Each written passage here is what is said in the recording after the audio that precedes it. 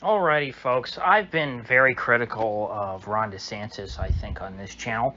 And I have pointed out correctly that I didn't think that he would have a chance getting into the race, so I didn't think he'd get in. Once he got into the race, I thought, well, gee, this isn't going to work out well.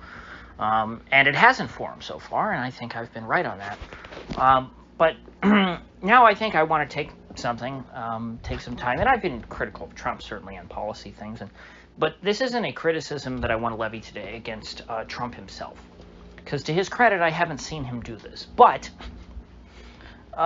Trump world, let's say, Trump supporters, most of them I see online. I'll say, not in person, obviously. I mean, Trump supporters in person or in real life are just normal people, but online, they appear to be a cult. And I haven't felt that way really since 2016. And in 2016, I did feel like a cult to me. I didn't vote for. I mean, I certainly never voted for Hillary, but I didn't vote for Trump in the general. Even I was not a big on.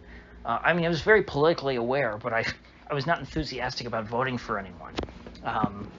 Kind of like Tim Pool, but I was coming from the right, certainly not from the left. Tim was a disaffected leftist, and I was a disaffected rightist. I still am, to much an extent. But I was turned off in 2016 by the culty behavior that I saw from what you could broadly describe as Trump world. People like Steve Bannon. I mean, Steve Bannon, I listened to him before Trump was a thing, and just the way that he slobbered all over him was just disgusting to me.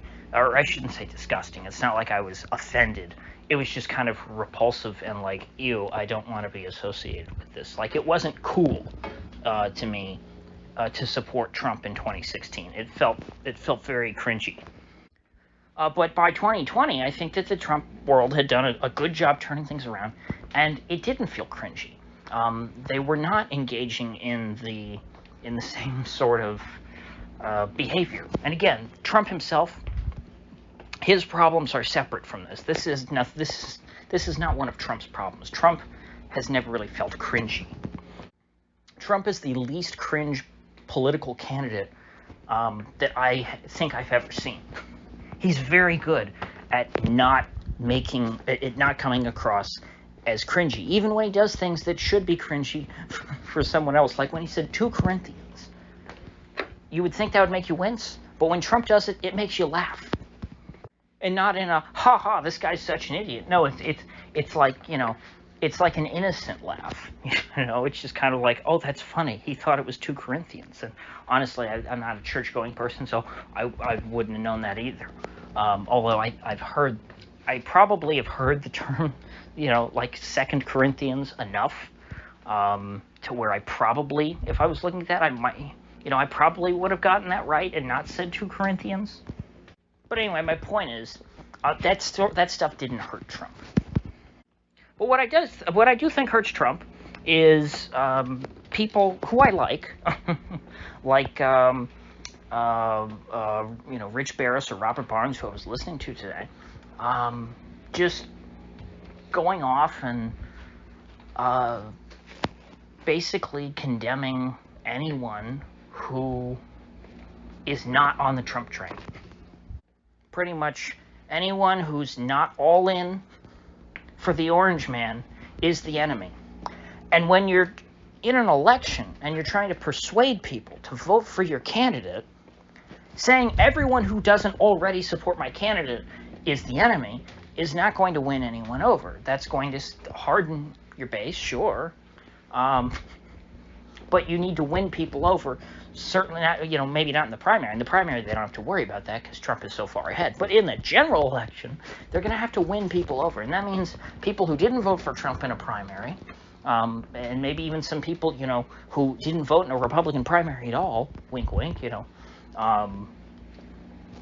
to have to win them over to vote for Trump. And so you don't want to say everyone who's not a supporter of Trump in the Republican primary, which is like, that's a subset of a subset. Republicans are a subset of the electorate. Actually, I should say, people in any party are a subset of the electorate, because you also have people who are independent or third party Not everyone's a Republican or Democrat. Quite a few, good chunk of the population, particularly like in where I live in Florida, the biggest group is no party affiliation. That's the biggest group of voters in this state.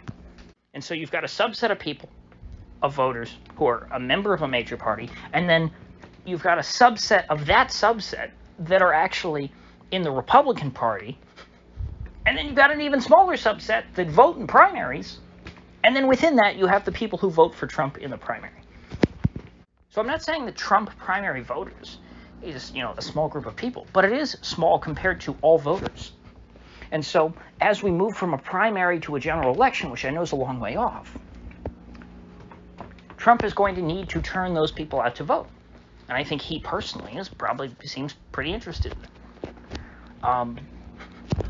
But the way, and this isn't just about who he surrounds himself with, which again is a separate problem.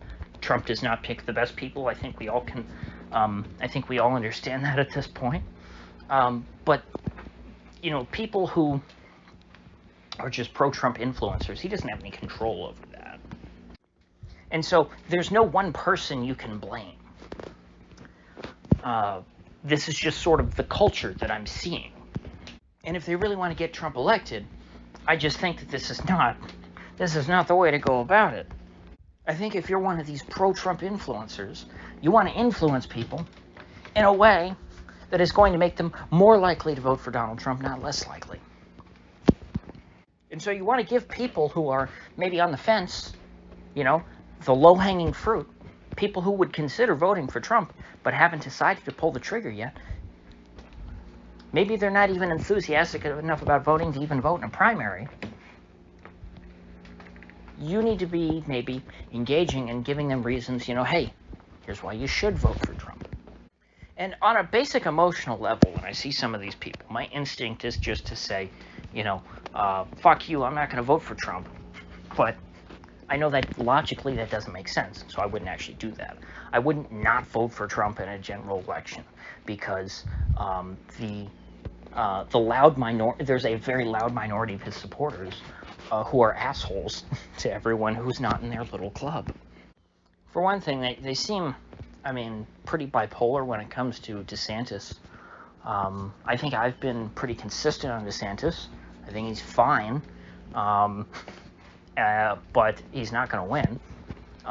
These folks, the tack that I keep seeing is that not only is DeSantis, going to lose, but he's the worst governor in America, and everything he's ever done is wrong. It's like, is that really accurate?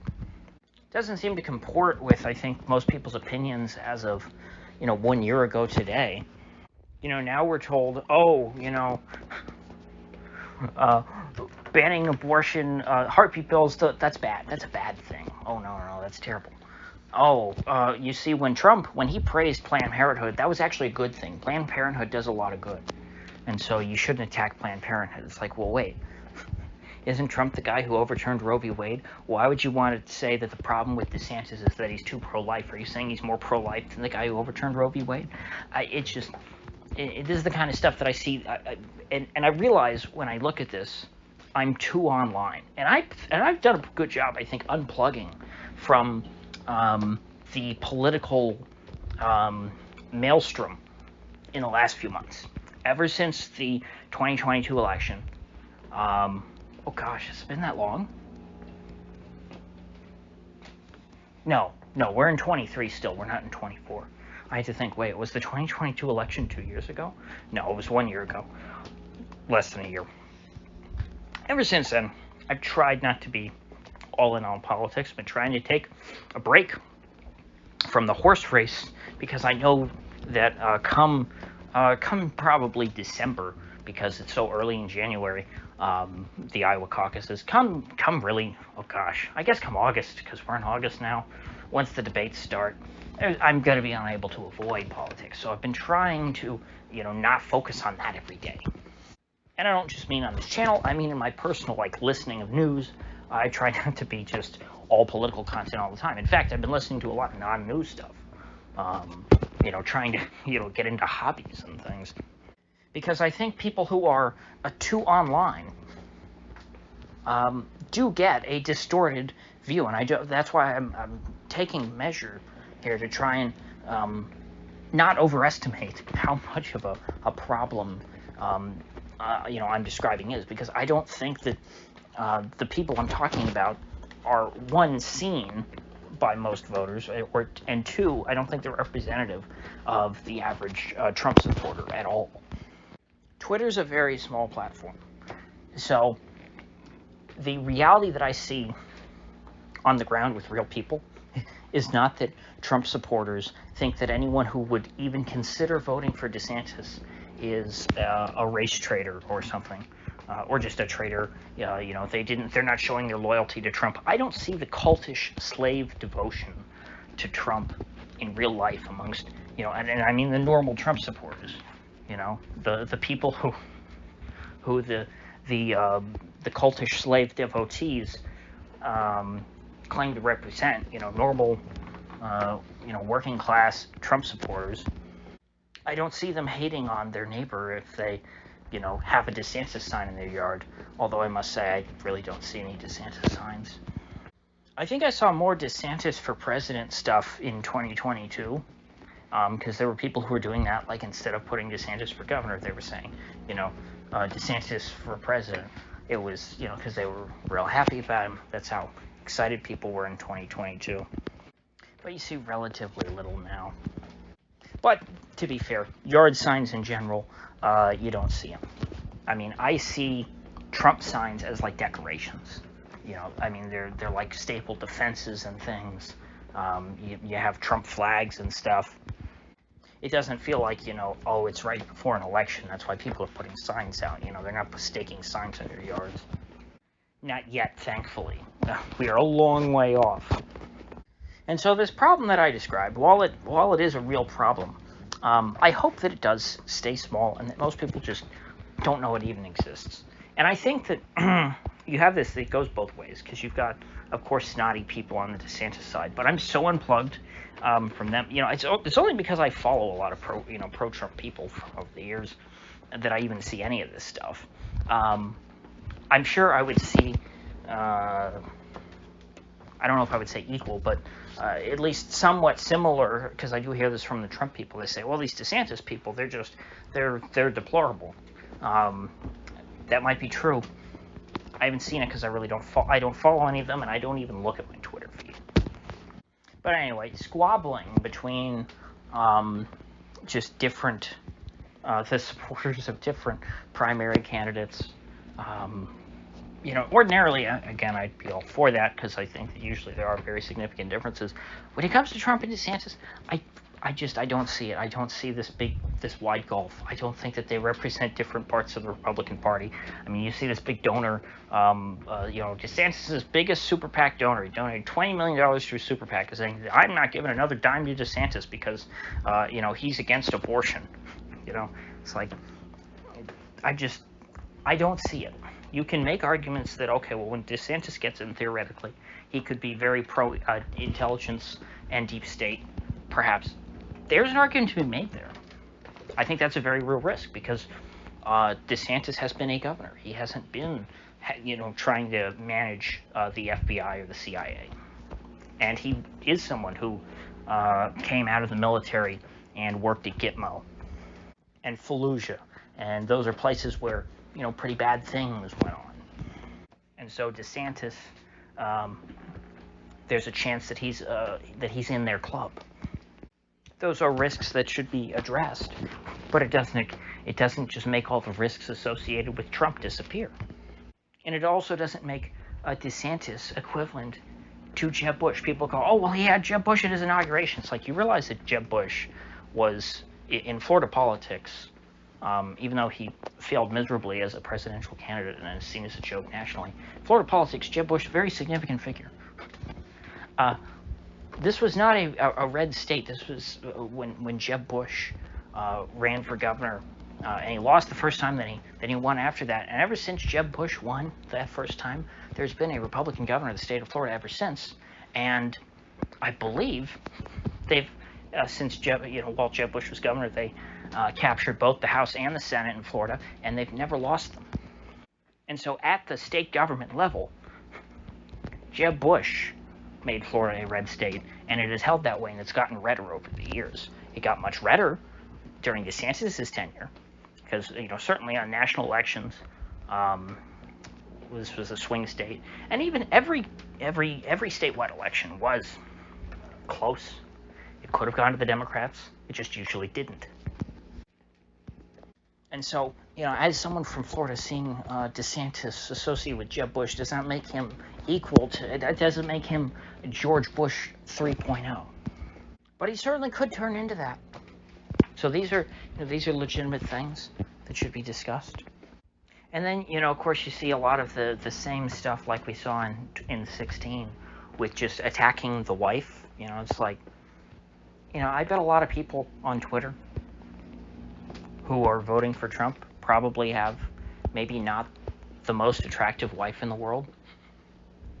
And, I didn't understand the attacks on Ted Cruz's wife's looks, and they do the same thing with DeSantis. Again, this is just stuff that it doesn't make people more likely to vote for your candidate. So, I don't think I'm going to talk about this a lot. I don't think it's a big issue. I think that it is a minor one in the grand scheme of things, because I think that this probably is just a small group of people who don't have, in terms of the grand scheme of the electorate, don't have a huge amount of influence. And so I don't think they have the ability to hurt Trump as much as they might, if they were, like if this was Tucker on at 8 o'clock on Fox News back when he had a show, and every night he was just blasting and saying, this DeSantis guy, his wife's ugly, and anyone who is even considering voting for this DeSantis guy, turn off your TV, you're dead to me. We need to go all in for Trump, because if you're not all in for Trump at this point, you're not even a real American. That would be damaging to Trump. But anyway, with that said, I will end it there.